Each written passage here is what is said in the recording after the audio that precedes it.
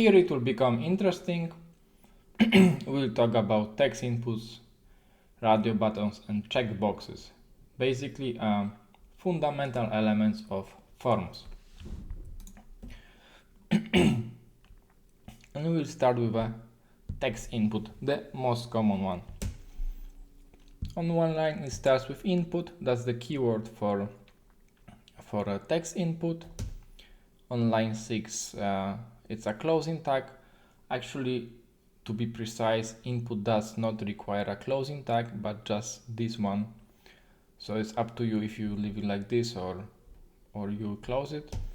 Then on line 2 we have what kind of type of the input it is. It's text.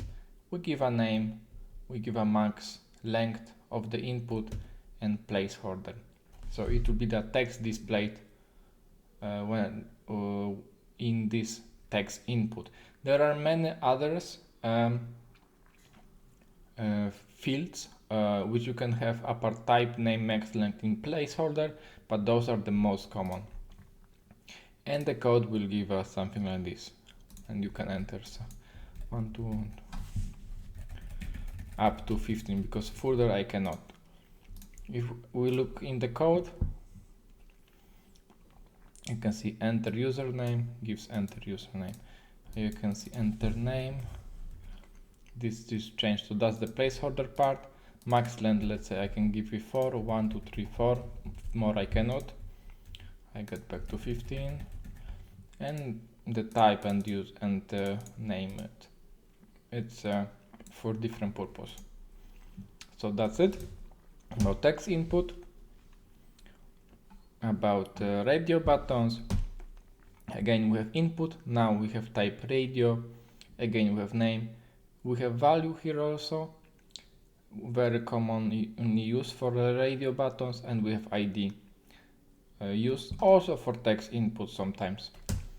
We have a label for, that's why you have the ID and value equals mail, because the label knows to which input it's assigned.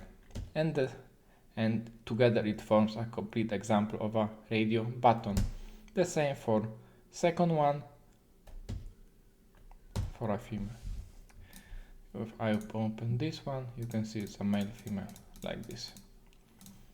I try to open the code. Oops, sorry. We open the code. Yeah, so you can see, and let's say I will change labels, they will change. And yeah, we can play something here. You can play with this. This is actually later used when more interaction is being used, or for accessibility related stuff. For now, just know that whatever you put in value and ID, mostly you'll put in label for. That's it, what you have to remember. So play with this. You can add more radio buttons and have yeah, and just discover by yourself. So that's also there. And the last one in this class is a checkbox.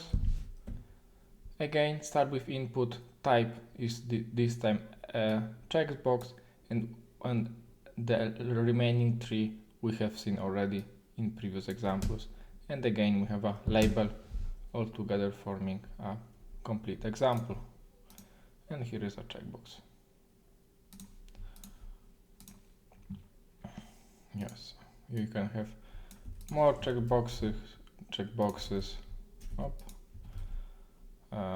You can, for example, mix them, checkboxes with radio buttons, and get something more advanced. But we will also get this later on in this course, so don't worry. Even in this section.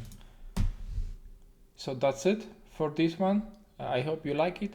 And in the next one, we'll talk about menus and option elements.